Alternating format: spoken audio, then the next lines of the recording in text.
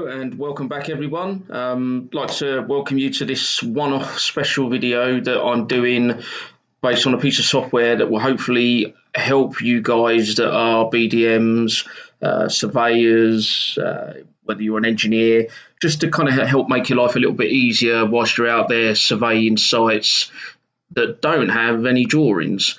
So I'm going to run through a few bits and pieces, and hopefully this will be of interest to you, and you can obviously log on and try it out for yourself. So today's video is all based around this program here called Magic Plan. So Magic Plan's probably been around for about 6 or 7 years now, and to be fair, I've been using it for a long time. I mean, as you can see here from the web browser, which you can obviously log into your account, and I'll show you this little map here. These are jobs that I've used this software on over the last kind of 8 years. This particular function only really kicked in about 3 or 4 years ago. So as you can see, I've done a lot. And the purpose of this software is to enable you to create pretty decent and pretty well-formed drawings whilst you're on site. So scenario is that you would get asked by a client to go and do a survey for a fire alarm, security system, air conditioning, electrical fit out, whatever type of system it is that you might be asked to look at. And invariably, the first question that you tend to ask is, have you got any drawings? Some sites will have them, but most sites don't tend to have a drawing, or they might have a drawing that kind of represents a site, but doesn't really give you any kind of detail, isn't really kind of accurate, and you can't then take that and create a proper set of drawings. So Magic Plan is really designed to help you to achieve that. The program itself is a lot bigger than just doing drawings on surveys. It offers a lot more, so those of you that use it may find that it might actually become a much better tool than what I've actually used it for. But I just wanted to take the time in this video just to take you through the functions, so you can see for yourself what it's all about. I'll even give you a demonstration on my iPad, and hopefully it will be of interest to everyone. Right, okay, so hopefully on the screen now you should see just a very basic screen of my iPad. Quite an old one, if I'm honest. I've had it for quite a few years, but it does the job. So this particular program, which is located down here on the cursor or the toolbar, is available on Android, also available on iPad and iPhone, although I would probably recommend that you use it on a tablet rather than the phone, because it can get quite intuitive and relatively quite sizable. So the scenario is that you've obviously been asked to do a survey, so you've turned up to site and the client's got no drawings, and you need to obviously have a representation of the drawing layout in order for you to complete the quote or the job that you've been asked to do. So with this piece of software, as well as your trusty laser measurer, which I would assume most of you guys do have. I've got about 3 or 4 to be fair, but yeah, so everybody should have a laser measurer. If you haven't got one, then I would highly recommend you go and purchase one. And you've got to obviously make sure the client will let you have complete access to the site, because the purpose of this software is for you to go around and to start measuring rooms and using your laser measurer. To be fair, within the software you can kind of create rooms as a result of other rooms around it, because it's a bit like a jigsaw. But what I'm going to do is I'm just going to take you into the software and I'm going to show you how it works, and then once we've kind of got a building layout done, I'm then going to show you how you can export those drawings, sends it to your email address, and then you use a CAD-based program, whether that's AutoCAD or Design, TrueView, or another third-party CAD program, to open up one of the file extensions, which is a Dxf file, which is an AutoCAD file. And then from there, you can just make some slight adjustments to the drawing in terms of the colours and the layers, print to a PDF, and then you then have a perfectly formed drawing that you can then use in Bluebeam and scale accordingly to enable you to do a design. So what I'm going to do is I'm just going to take you through this process. So we're obviously going to open up Magic Plan here. Just bear with me while it opens up. And as you can see, there's only a few on here of the hundreds that I've done over the kind of last 6, 7, 8 years. They do stay on your tablet, but they also do upload to a cloud. So a lot of them will be saved in the cloud, and you can actually click on the icon up in the top right hand corner, which is a little cloud, and click on that, and it will then actually show you every single plan that you've done. And as you can see on here, there are varying sizes of sites that have been surveyed, ranging from we've got a little small kind of office unit here. We'll just open that. So you've got a little office unit here, anywhere down to so if we can find a fairly sizable one. And most of these are jobs that have been sold, won, installed, and using this. This is probably quite a good one, which is a church that's obviously of a very, very weird shape. So as you can see, the detail you can go into is actually quite extensive. So let's get started. So we're just going to assume that we're in a building, that we've been asked to do a survey. And the first thing that you would do is you would click on the new plan, and it will open up this page for you, which is where you start to build up your plan as such. So as I said earlier, it's a bit like a jigsaw puzzle, or a bit like Lego. So you do it room by room, and then you try to make sure that the rooms fit together in a kind of jigsaw puzzle building block type scenario. And once you get used to it, it's relatively quite easy. There are a couple of functions here. There is an estimate function. If I'm honest, I've never really used it, but for those of you that are probably doing more detailed drawings, electrical, mechanical type things, you may find that might be an interesting tool.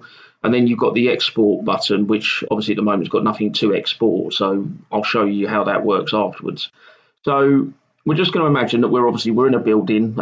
We'll say for argument's sake that we're in a nice kind of two-story office, ground floor and first floor, relatively straightforward layout. So the easiest way is to start from a reference point, which would normally best be in one of the rooms in one of the corners of the building. So we will start with obviously putting in our first room. Now there are a number of functions here. One of the functions you can do is that you can actually import a drawing. So let's say the client has sent you a drawing, but it's not scaled and it's not very good and what have you.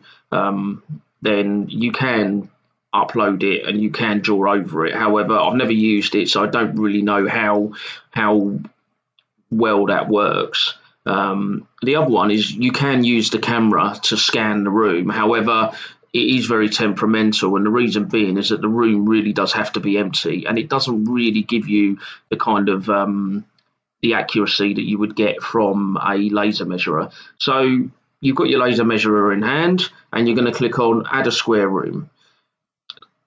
So we want to make sure that it's on the right floor. So in this case, on the ground floor, and you do have a choice between residential and commercial. So in this case, we are starting in an office. So we know it's a private office. So we're going to choose private office as being the room of choice.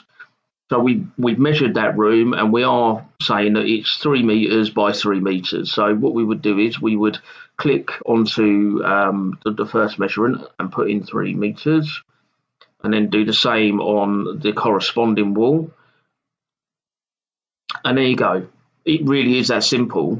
With these kind of simple rooms, you've got a room layout. So now what we can do is we now can start to add in structures. We can add in doors, windows, all sorts of things. But obviously, in this case, for these type of surveys, we just need to add a door. So we know that the door is on this wall here. So you click and touch the wall, and then you would go to on the bottom left hand side menu, go to Add Object. And as you can see, you've got a vast array of different objects that you can add in. There are some good ones on here. I mean, some really don't kind of match up to much, if I'm honest. So anything, obviously, in my case, would be fire and security. There's not really a great deal on here, so it's not really suitable for actually adding in devices and so on as part of this process. So what we want to do is we want to click on the doors menu, and as you can see, it gives you a kind of certain different types of doors. Choose the particular door that you're going to put in, which in this case is a hinge door, and there we go, we've got a door. So we just need to now make sure that we got it in the right position. So in this case, we're going to say that the door is there in the left hand corner. And if you can see there, you've got a measurement for the door.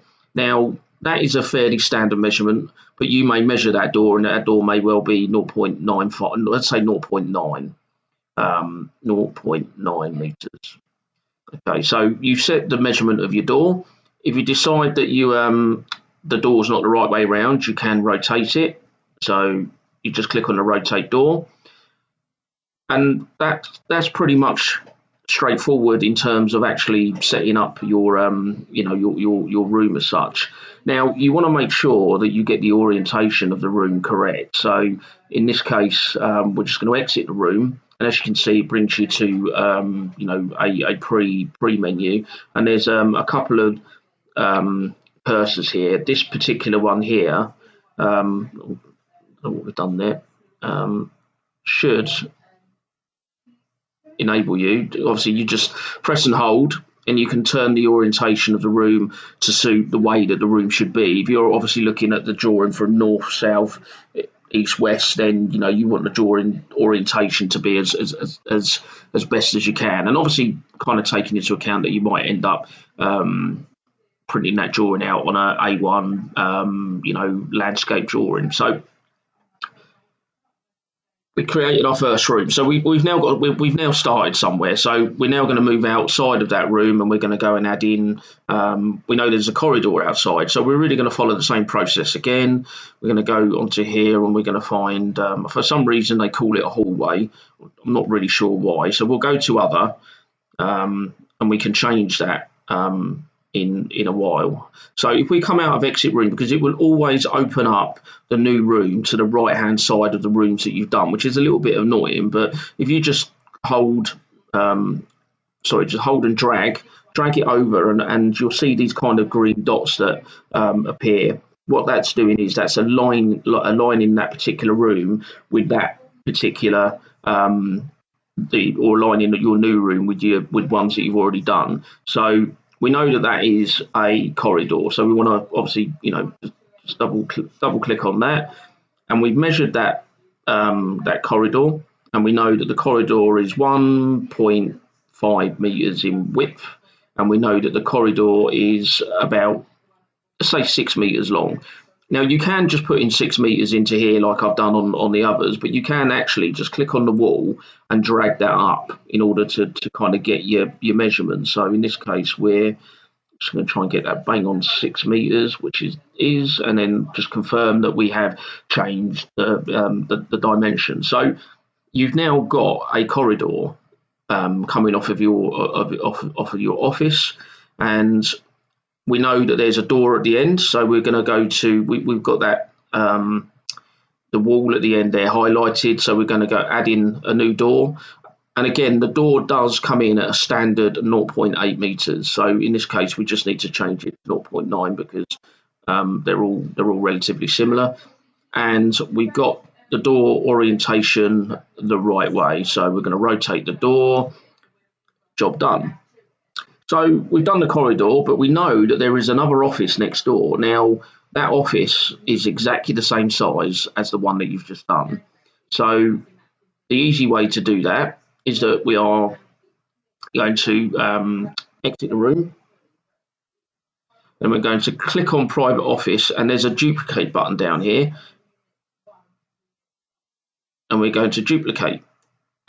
What you can do when you duplicate is you can identically duplicate. You can flip it vertically and horizontally. So in some buildings, you've got like a mirror image on either side of the building, but they're obviously, they're kind of around the other way. So you can use this to actually flip it over to fit. It's actually quite a really good tool. So in this case, we're going to go identical. And as you can see, it's opened up and created another office. And all we need to do then is to slip that in there. It will automatically connect it all together, double click, and just make sure you've got the door in the right place. I mean, that's not really that important, but in some circumstances it can be. So we got a kind of the beginnings of a nice little office. So as we come out of that corridor, we know that we've got a reception area with a stairwell. So what we want to do now is when we want to add a new room, we want to go to add a square room, and we want to go to reception. So as you can see here, it's created it on the right hand side. So we just need to move that up to there, and double click and open that up. So we've measured that reception room, and we know that the reception is 5 meters, and the width of it is, let's say, 7.5 meters. Okay, so we've got a fairly sizable reception area there, and we're happy with the measurements of that. We know that our reception doors are on this particular wall, so we can go to add object.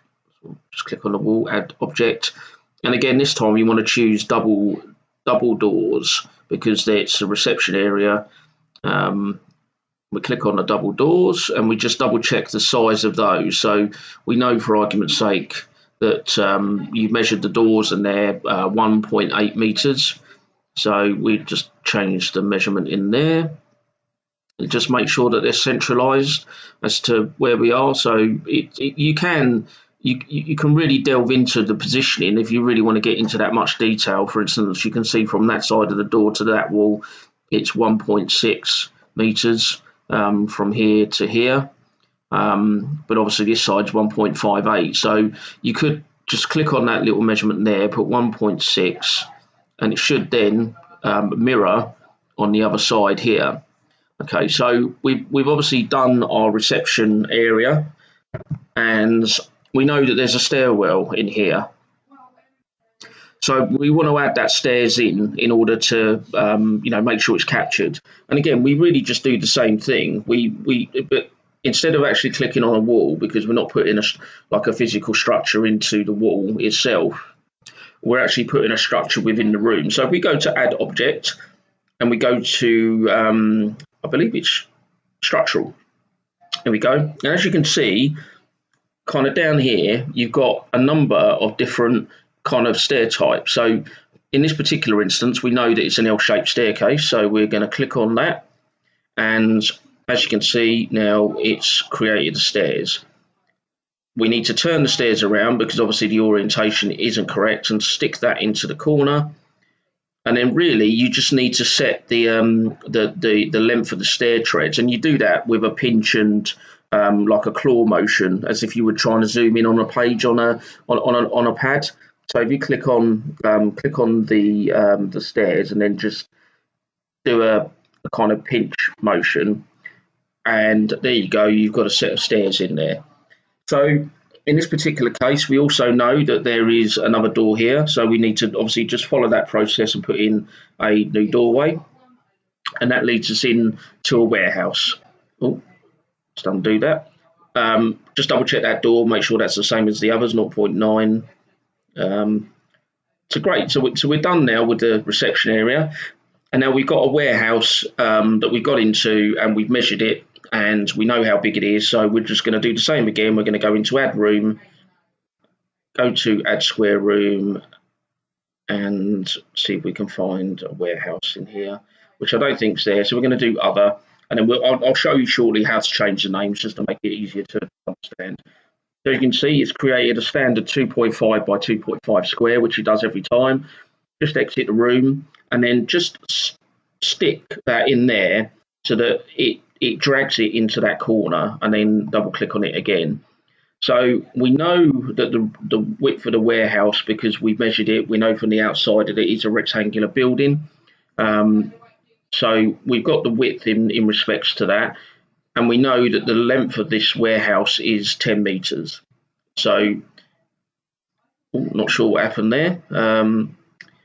Will probably be easier doing it this way, but if you just change that and put 10 in there.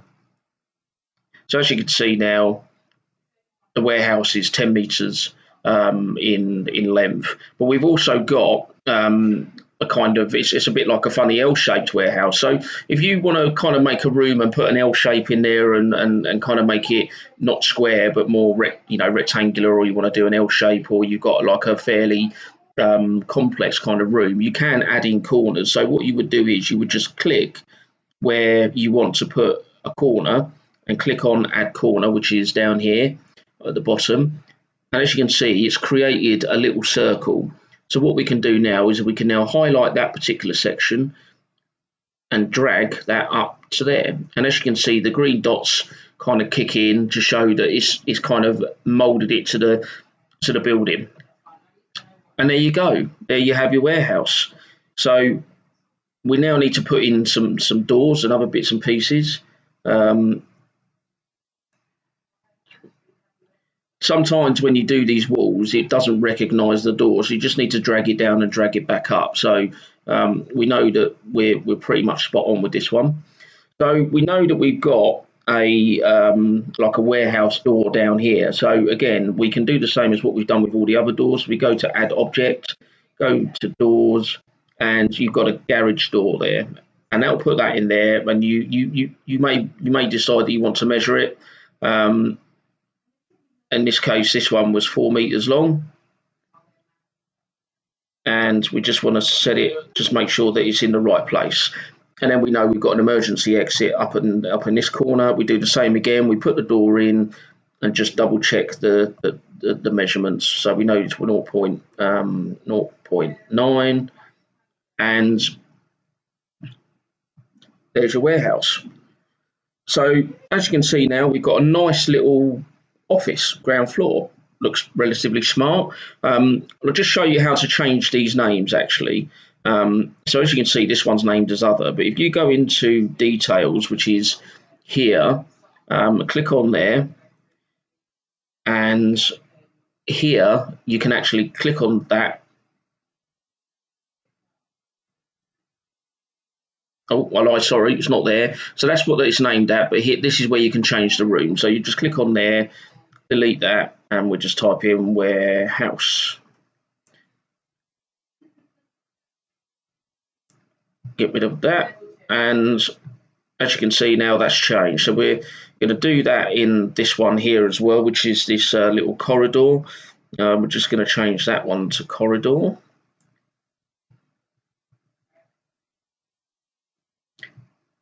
Okay, we're all done. So you can see now that we've got a nice kind of little layout there for a small office stroke warehouse type scenario. So what we now need to do is we now need to do the first floor. Now you can do that on the same drawing, but to be fair, there is a way you can actually create separate drawings for each separate floor. So the easiest way to do that is to obviously try and start when you're doing a next floor up, is to start from the stairwell, because that's probably the one part of the building that is relatively straightforward. It's the same size. It normally is hasn't changed structurally, so you know that the room sizes are going to be the same. So the easiest way to do that is to click on your reception, go to duplicate, click on identical, and as you can see there, here, it's created another room. Lay that on top of the room that you've got so that it's identically over the top, and then click on details.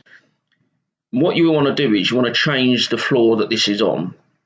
In this case, we're changing it from the ground floor to the first floor. And now that's moved it, it's gone. So it's no longer on that floor. So if you go to your exit floor button, and as you can see now, you've got your first floor. So we'll open that up, and this is where we start from. So you can go down the route of measuring rooms and other bits and pieces. Sometimes you can be lucky enough that the ground floor does reflect the first floor. But in this particular instance, there is a slight difference to the layout on the first floor, in that one of the offices is in the same place, the corridor is the same, but we've got some toilets and like a meeting room. So we're going to kind of do the same thing again, where we're going to go back to the ground floor and we're going to copy the corridor, because the corridor is exactly the same. So we can put that over the top there, go to details, change it to first floor, and that's gone. And we know that this office here is exactly the same. So we can duplicate that office, click that over there, go to details, change it to the first floor, and it's gone. So we now come back out of here, and as you can see, we've now kind of got the same layout as we had on the first floor, on the ground floor, sorry. So we just need to make a couple of changes. First of all, in reception, it's a double height reception, so we need to double click in here and we need to get rid of this door.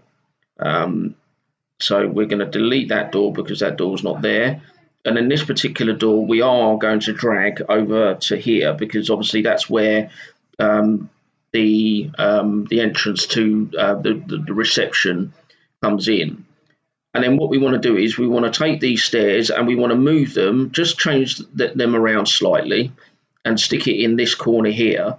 Now, in order to determine where that floor kind of sits, we just want to put in a little bit of a reference to show where the landing is as such. So we're going to go to add object and we're going to go to structural and we're going to put in a railing.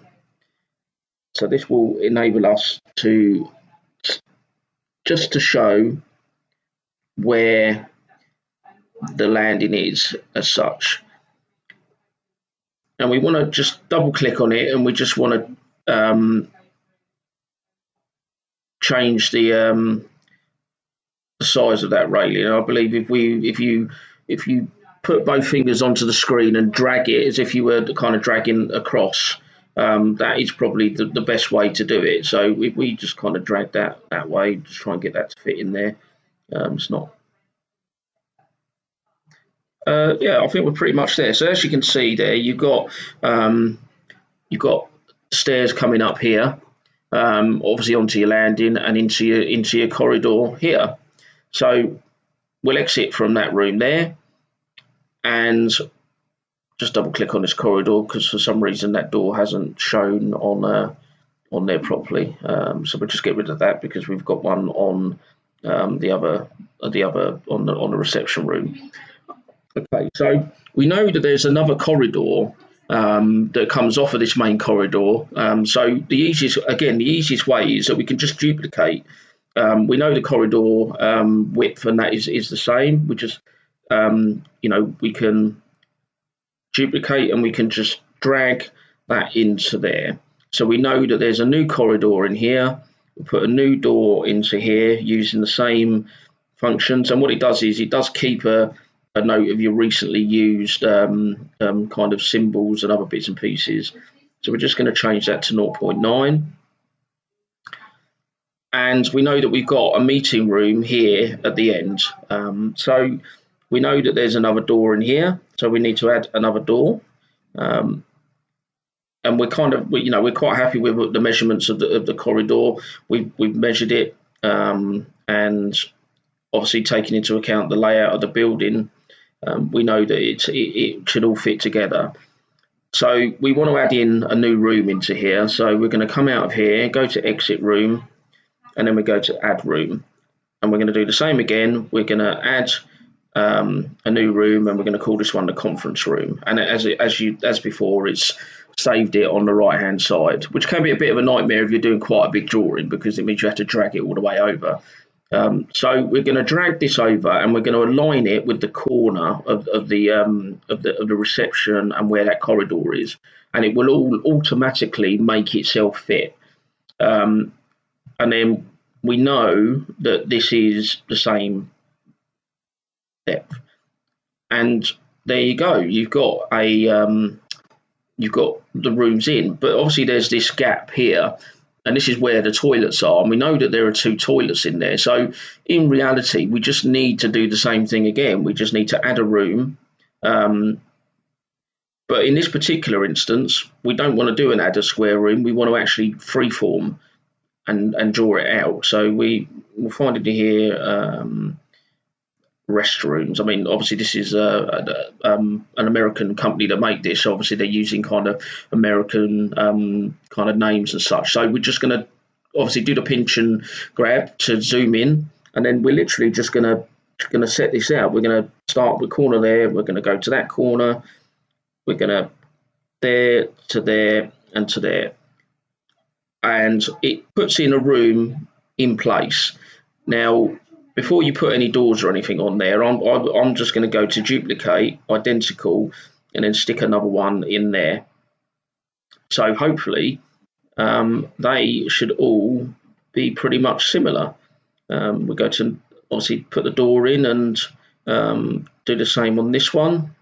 We'll put the door in on there, and then just change the. Okay, so there we have our first floor.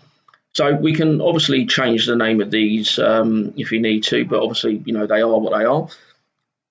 Exit the floor, and there you go.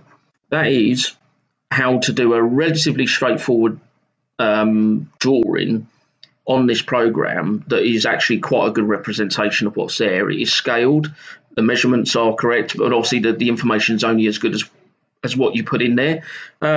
So I'm just going to show you a few other little bits quickly.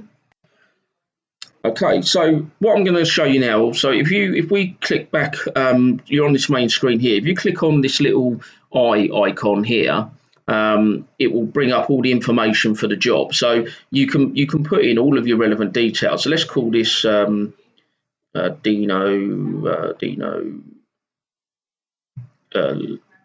Limited. Okay, so it's my head office. Yeah, we can only dream, eh? And as you can see, it's changed it. So when you come back to your main screen, you can see that every job is referenced, and that's a very, very simple way of doing it. So once you've done that and you've kind of finished on site and you come back to the office and you're thinking, right, now how do I get that onto my computer to enable me to then start doing a design as such? So obviously you've got to have an account with Magic Plan. It's relatively cost effective. I think it's around £6 a month, and that gives you unlimited number of plans. And it really is a simple way. Once you've done your plan, you'll click on the three little kind of sorry, I lied, that's not the way to do it. We go back into the plan and go to the export button. And what it will do is it will bring up all the options available for you to export. Now it does export a number of different types of a number of file types. It does PDF and I think it's SVG and DXF and PNG. So some of them are not really that useful, if I'm honest, because you could never really use the PDF or the JPEG or the PNG to design a file arm system. I mean, you could in reality, because you are able in Bluebeam to take that JPEG or that PNG and open it up in Bluebeam, and then using the cutting tool, you can cut that out and put that onto a drawing. But the one we're interested in are these ones here, the Dxf files, because they are AutoCAD files. And what I'm going to do is I'm going to show you how you can open these, and you can then just get it kind of tidied up, and then you can print out a copy ready for you to use on Bluebeam. So I've already sent these to myself, because when you go into export and you choose the type of files that you want, it will send you an email to you with a link that you can then download those files from. So I've already done that. So the next screen that we're going to be looking at is going to be a program. It's an AutoCAD program. It is free, and it's called TrueView, and it enables you to open AutoCAD files. So we'll open that up. I'm going to download these pieces of these files, and we'll open up there. So I'll see you shortly.